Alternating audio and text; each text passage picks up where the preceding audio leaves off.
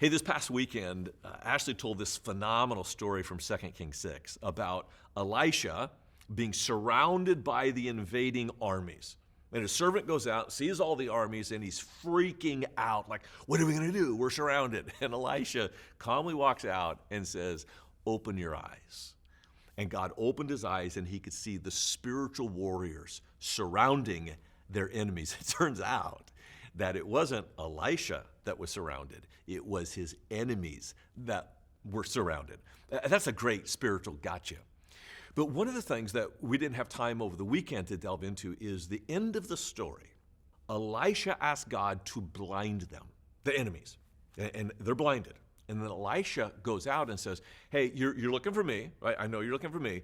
Here I am, but you're not at my home. So let me take you to my home. And he led them right into, they're blind. They don't know where they're going. He leads them into Samaria, a walled city. And now they're like in the lion's den of enemy territory. So what are you going to do with these guys? They were going to kill you. What do you do to them? The king of Samaria said to Elijah, let's destroy them. This is our chance. Let's kill them. And he goes, They're guests in our home. We're going to treat them as you would treat any other guest. Put food, put drink in front of them.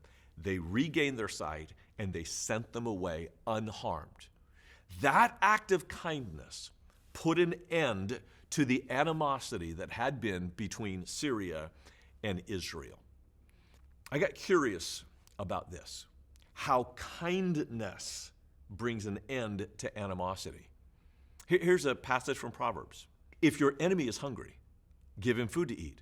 If he's thirsty, give him water to drink. In doing this, you will heap burning coals on his head, and the Lord will reward you. That may sound familiar. It's New Testament.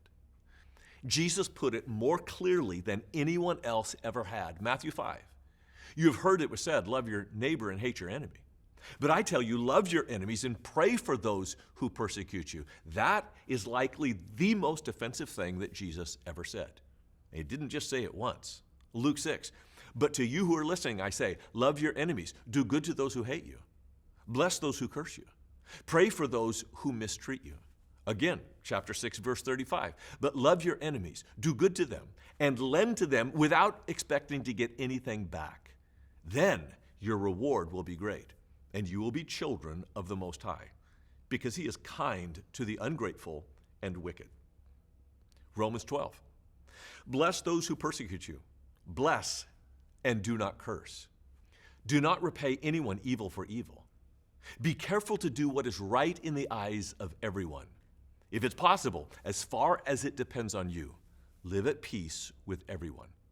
Do not take revenge, my dear friends, but leave room for God's wrath, for it is written, it is mine to avenge, I will repay, says the Lord.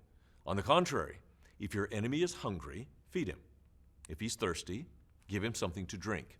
In doing this, you will heap burning coals on his head.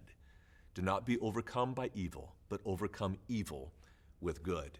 And that is the quotation from the book of Proverbs. We see a clear doctrine of the New Testament that reflects this story of Elisha, that when you show kindness to your enemies, you treat them as family, which is risky. That's the only way to bring an end to animosity. I was curious if there's anything like this in all of other religions, so I ask AI. Are there other religions that teach love of enemies? And indeed, there are. I only found 3 statements that precede Jesus' statement. First is from Buddhism that says, hatred is never appeased by hatred by this world. By non-hatred alone is hatred appeased. This is a law eternal. Now, what's interesting about that is he doesn't actually say to love your enemy, just don't hate them. There's a more pointed statement from Hinduism that says a superior being does not render evil for evil. One should never harm the wicked. A noble soul will ever exercise compassion even towards those who enjoy injuring others or those of cruel deeds when they're actually committing them. For who is without fault? That's a more pointed statement. Taoism says, requite injury with kindness. Simple, short. Here's where Christianity differs.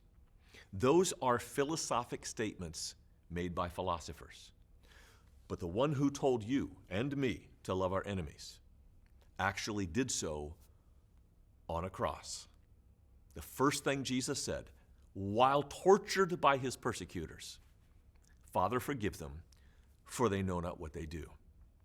In a world full of animosity, we are the solution. Because other philosophers can talk about loving their enemies, it is Christ who actually did. And if we are Christians, that is, imitators of Christ, disciples of Christ, it is an obligation that we love our enemies in practical ways, even when they could do us harm and even when we could do them harm. For vengeance is God's. He will take care of that. You need to take care of your enemies.